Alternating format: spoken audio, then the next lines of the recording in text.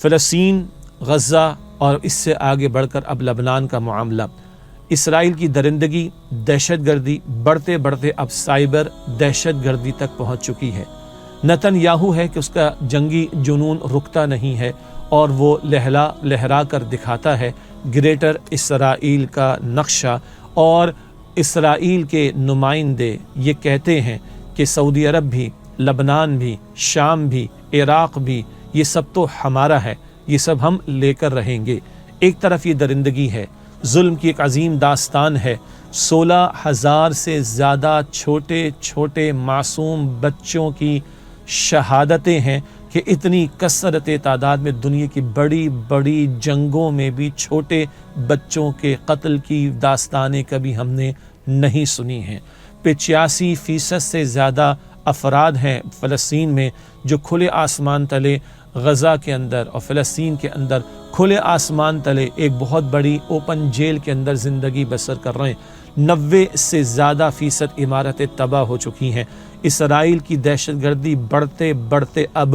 Cyber دہشت گردی کی شکل اختیار کر چکی ہے۔ دندناتا ہوا لبنان بھی وہ جا پہنچا ہے اور اس سے آگے کے بھی اس کے منصوبے ہیں۔ فلسطین کے بچے، بوڑھے، عورتیں، جوان ہم سب کو پکارتے ہیں، یہ امت مسلمہ کی جانب سے مسجد اقصی کے دفاع اور تحفظ کا فرض کفایہ ادا کرنے والے فلسطینی مسلمان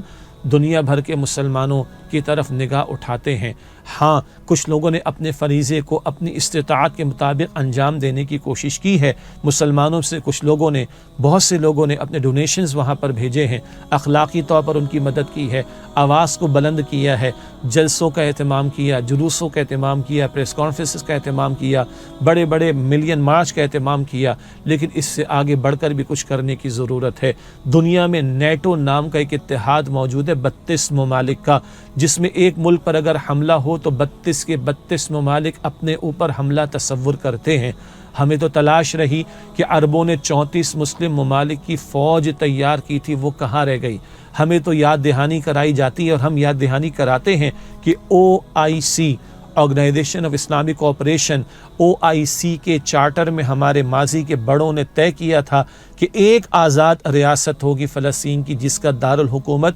یروشلم ہوگا، ایک آزاد ریاست جس کا دارالحکومت یروشلم ہوگا، اور فلسطین کے مسلمانوں کی مدد کے لیے اور وہاں کی آزادی کے لیے ان کی مالی طور پر بھی، اخلاقی طور پر بھی، سفارتی طور پر بھی، اور اس سے آگے بڑھ کر عسکری طور پر بھی ہم نے مدد کرنی ہے۔ جی ہاں، عسکری طور پر بھی مدد کرنا OIC کے چارٹر میں لکھا ہوا ہے، اور قرآن حکیم جو چارٹر ہمارے سامنے رکھتا ہے، سورہ نساء کی آیت نمبر 75 بار بار پیش کی جا رہی ہے، وَمَا لَكُمْ لَا تُقَاتِلُونَ فِي سَبِيلِ اللَّهِ، تمہیں کیا ہوا تم اللہ کی راہ میں قتال نہیں کرتے جبکہ مظلوم بوڑھے ہیں، عورتیں ہیں، بچے پکارتے ہیں کہ اللہ اپنی جانب سے کوئی مددگار ہمارے لیے بھیج دے، اپنی طرف سے اللہ کوئی ہمارے لیے مدد کرنے والا بھیج دے،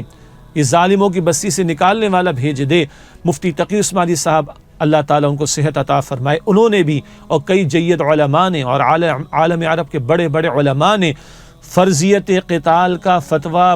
مہینوں سے جاری کر رکھا ہے۔ غزہ کے مسلمان اگر اپنا دفاع نہیں کر پا رہے اور نہیں کر پا رہے تو قریب کے مسلمانوں پر فرض ہو گیا ہے، گویا کہ ان کے حکمرانوں پر لازم ہو گیا، اور درجہ بدرجہ یہ فرضیت آگے بڑھے گی تا آ کے ساری امت پر لازم ہو جائے گا۔ اور اصلاً عوام تو تقاضا کر سکتے ہیں، ڈیمانڈ کر سکتے ہیں، لیکن یہ کرنے کا کام مسلم حکمرانوں کا ہے۔ انہیں سوچنا چاہیے کل اللہ کے حضور ہم کیا جواب دیں گے، یہ فلسطینی بچے اگر ان کا گریبان کل پکڑیں گے تو اللہ کو کیا جواب دیں گے۔ پاکستان ایٹمی صلاحیت کا حامل ملک ہے، بہترین میزائل ٹیکنالوجی ہے، بہترین افواج ہمارے پاس۔ ہم نے 1973 میں اپنے پائلٹس کو بھیجا تھا ایئر فورس کے، اور انہوں نے مصر کے بیسس کو استعمال کر کے اسرائیل تک جا کر اہداف کو، ٹارگٹس کو حاصل کیا تھا، ٹارگٹ پورے کیے تھے۔ آج ہمارے اوپر بھی فرضیت عائد ہوتی ہے، ہماری بھی ذمہ داری بنتی ہے۔ پاکستان، سعودی عرب، ترکیہ، ملیشیا، انڈونیشیا، ایران، یہ چند بڑے مسلم ممالک مل کر آواز تو بلند کریں، آنکھیں تو دکھائیں، ورنہ کل ہم اللہ تعالیٰ کو کیا جواب دیں گے۔ اسرائیل ظلم پر اترا ہوا ہے، باتوں سے بات نہیں چلے گی، لاتوں سے بات چلے گی، باتوں کے بت لاتوں سے ہی مانتے ہیں۔ ہاں، باتوں کی باتیں کرنے والے وہ باتیں نہیں سمجھتے۔ میں عرض کرنا چاہ رہا ہوں کہ لاتوں کے بھوت باتوں سے نہیں مانتے تو یہ لاتیں ہی چلانا پڑیں گی۔ تو OIC کے چارٹر کو تو چھوڑیے، اللہ کے کلام میں لکھا ہے قتال کے تعلق سے، اور مفتیان کرام نے اس پر توجہ بھی دلائی۔ اللہ ہمارے حکمرانوں کو غیرت عطا فرمائے، اور مظلوم بھائیوں اور بہنوں اور بچوں اور بوڑھوں کی حفاظت کے لیے، ان کی مدد کے لیے، اور اقصیٰ جو ہمارا تیسرا حرم ہے اس کی حفاظت اور دفاع کے لیے اللہ ہمارے مسلم حکمرانوں، ہماری افواج، ہمارے مقتدر طبقات کو غیرت عطا فرمائے۔